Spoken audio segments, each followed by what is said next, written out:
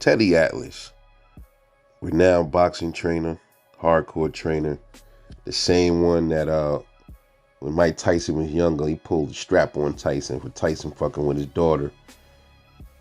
Pretty much a low key goon, Teddy Atlas, man. Also has an infamous scar on his face. Now a lot of people don't know, or they want to know, well, how did Teddy Atlas, where did that scar come from? How did he get it?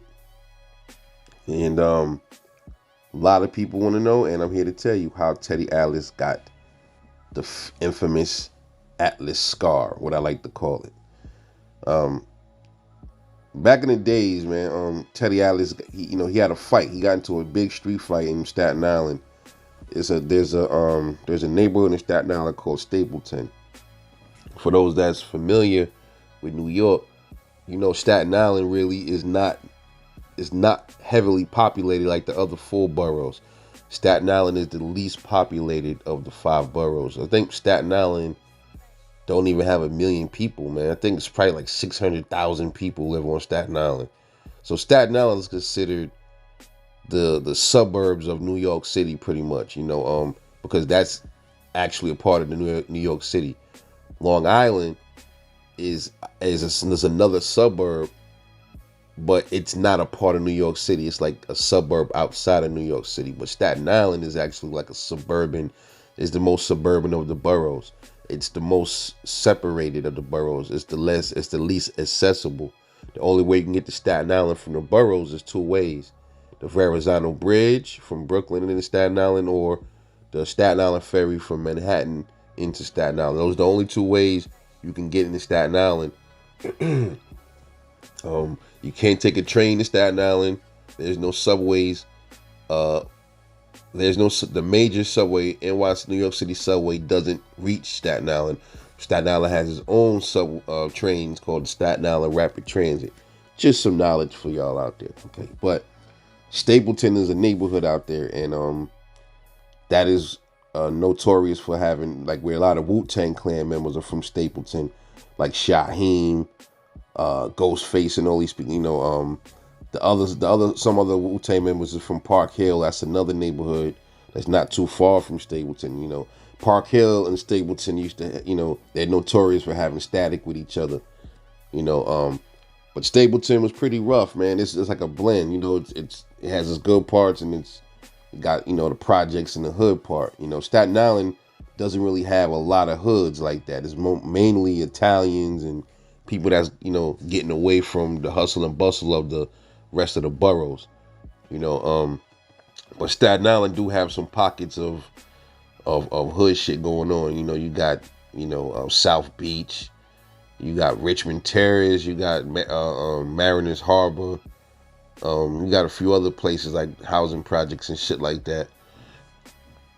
You will get your head cracked in some of these places. Don't get it twisted with Staten Island. That's a fact. But Teddy Atlas got into a street fight out there in Stapleton, and he had his face. He got slashed with a flick knife.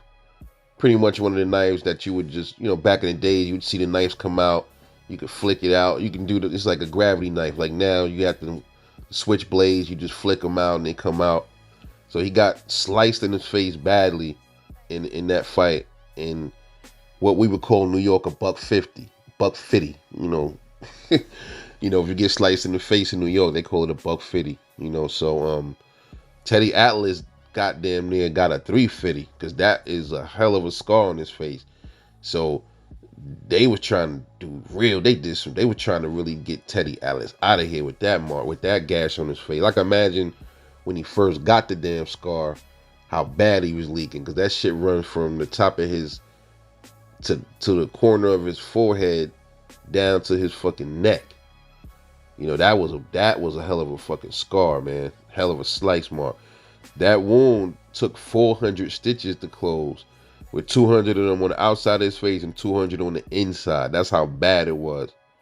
That's how bad the scar was on his face. So just in case y'all wondering, how did Teddy Atlas get that scar on his face?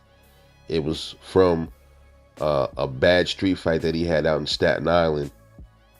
And he got slashed deep with a flick knife, and though that scar was a 400 stitch scar.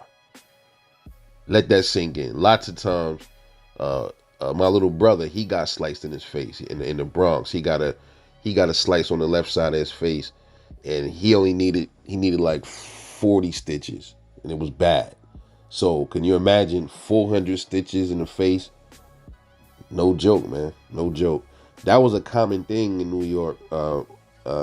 People always got shot and shit like that, but it was always a common thing, especially when the gang started really coming, like the Bloods and Crips, around like the late '90s, early 2000s. A lot of the gang shit started having a lot of people was getting cut everywhere. So it was like gang initiations.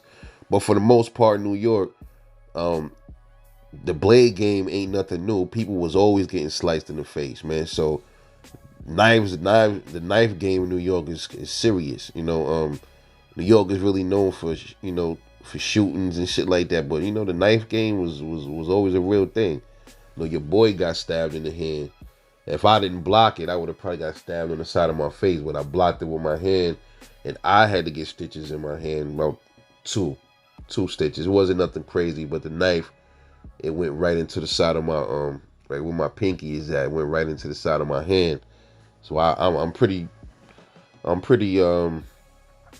familiar with this kind of stuff. But God bless Teddy Atlas. It wasn't, it could have hit his artery in his neck. It didn't. That's a blessing. But he walk around with a distinctive scar and he wears it well, man, in my opinion. But anyway, just wanted to talk about that real quick. It's your boy Rebel Life Boxing. Hope y'all enjoyed the video. Drop a comment. I'll catch y'all later on the next one. And I'm out. Peace.